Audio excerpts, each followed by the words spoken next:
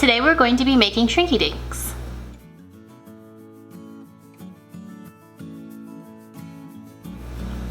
You can use these for a variety of things such as keychains, bookmarks, and necklaces.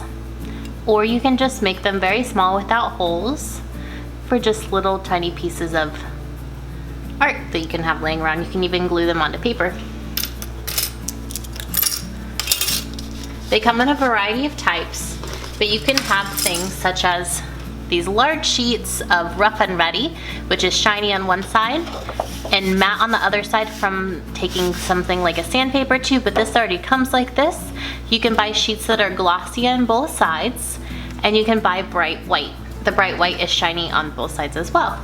The nice thing about the Rough and Ready is the side that is roughed up you can use colored pencils on, and the shiny side you can use some Sharpie markers on. You can also use oil-based paint pens, which is what I used with this one, and you get these really nice vibrant colors. I'm going to show you how to do a few different options of these. You can make your own designs, or you can trace from images that are in books or photos, so you can do a photograph of your mother or your friend. If you received one of my kits, you have the option to have them pre-cut into these squares with holes punched into them if you did not have a hole punch at home. You can leave them as the square and shrink it down, or you can cut around it to have it shaped like the object. If you have it shaped like the square, it stays like this. If you make some that are cut out of the larger sheets, I recommend making them a little bit wider and not long and skinny, otherwise they might curl a little bit faster than you can catch and they get stuck like that. This bookmark one is roughly half of a sheet of the Shrinky Dink paper. You can have traceable sheets like this. You can also use tablets with lit backgrounds. If you use these, sometimes it's a little hard to see through the paper, so you can put it up to a window and trace through it, but it is possible to see it without either. I'm going to be showing you how to use a tablet today to be a traceable. I'm going to show you how to do a new design on the bright white, as well as color in on the Rough and Ready. I'll also give you some tips on how to cut these out without cracking your paper, and I will show you how to put them in the oven. I will also show you how to attach these key rings. If you purchased one of my kits, you would have received a key ring and a jump ring, and I will show you how to attach those to your Shrinky Dink.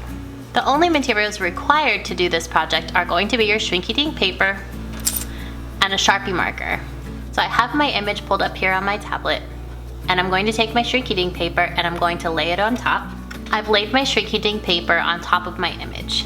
You can't see through it on the camera, but I can see through it myself. I'm just going to take my Sharpie marker and trace over my image.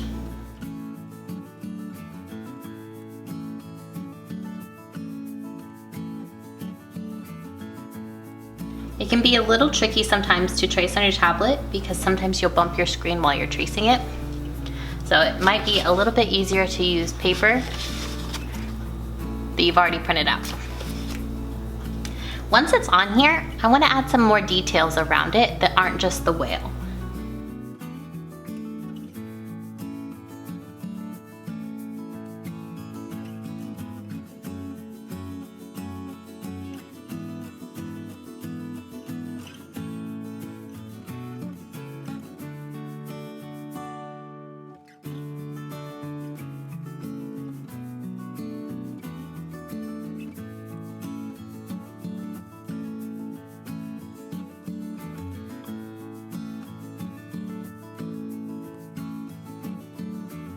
If you have any other colors of Sharpies at home, you can also add more color to your picture.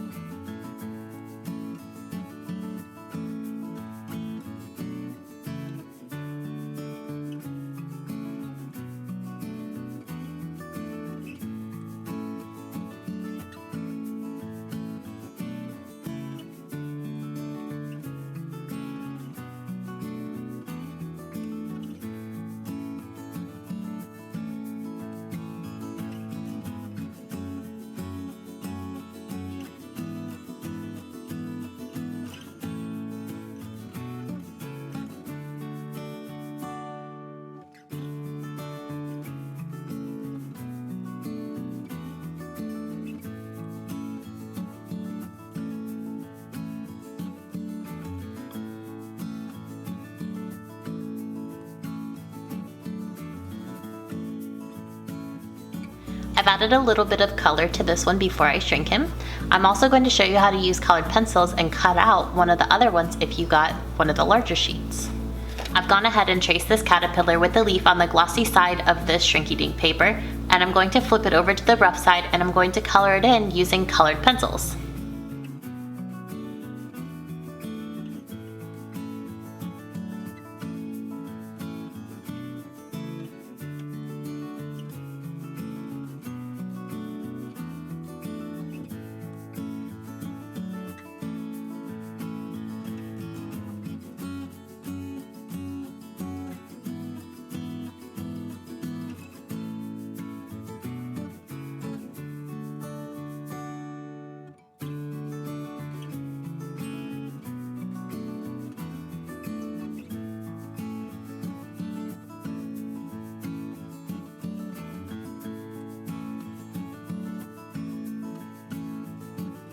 I filled this in using colored pencils, and on the other side you can still see that the Sharpie stands in front of the colored pencil. I'm going to show you now how to cut this out without cracking your Shrinky Dink paper as you cut along it. This is one that I've already cut out. I like to leave a gap around the edges so that I'm able to make more rounded curves with my scissors. The rounded curves make it easier to not crack your Shrinky Dink paper as you go along. The sharper your corner while you're cutting, the more likely you are to crack your paper. I'm going to take these and I'm going to just cut around, leaving a small gap around my image.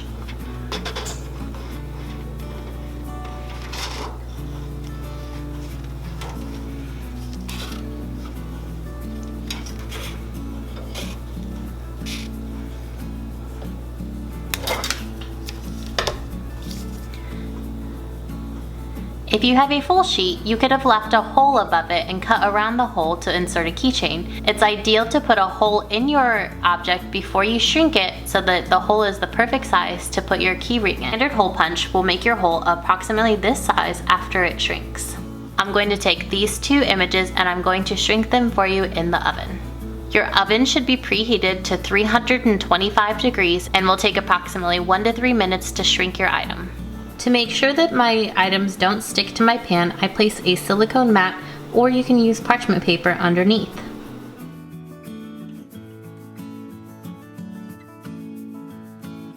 Once your items have shrank, you're going to remove them from the oven and let them cool until you're able to pick them up. This is the caterpillar where we have the colored pencil on the back and the Sharpie on the front. You'll notice with the colored pencil on one side and the Sharpie marker on the other side that the image looks a little 3D.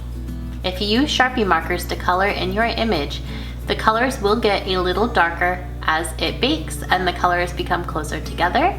I'm going to now show you how to attach your keychain using the jump ring to the hole on the top of your Shrinky Dink. This little piece is called a jump ring, and this is the rest of your keychain. We're going to attach these together. You're going to take your jump ring and attach it to the top of your Shrinky Dink through the hole. You're then going to use the bottom chain of your key ring and also attach it to that jump ring. There are many types of jewelry tools that you can use to secure your jump ring. I'm just going to be using a small set of pliers. I like to put the opening of my jump ring at the top and secure it with one finger. And then I'm going to take my pliers, I'm going to put it on either side of my jump ring. And I'm just going to squeeze them together.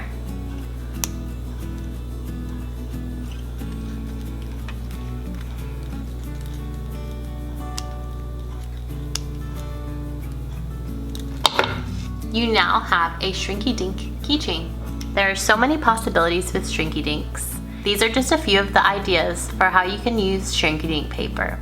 Thank you for joining me today, and I will catch you in the next one.